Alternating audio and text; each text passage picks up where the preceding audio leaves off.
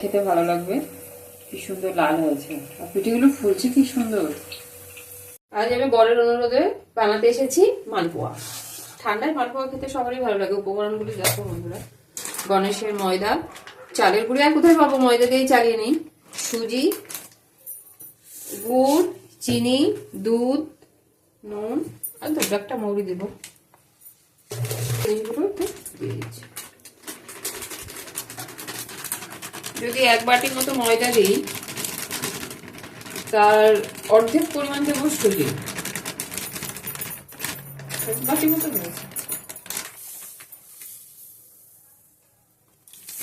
সুজি, পরিমাণ মতো লবণ দিয়ে ভালো করে ব্যাটারটাকে রেডি করতে হবে। নুনটা ভালো করে মিশিয়ে নিতে হবে।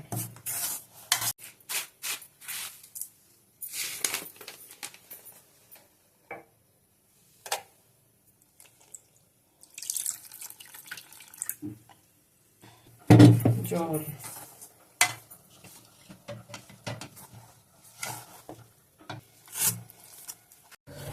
এবার গরম তেলে ফেলি।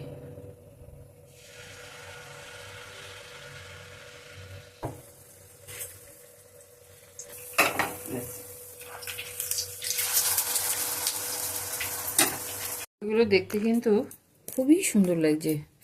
কখন খাবো মনে পাচ্ছি না আর।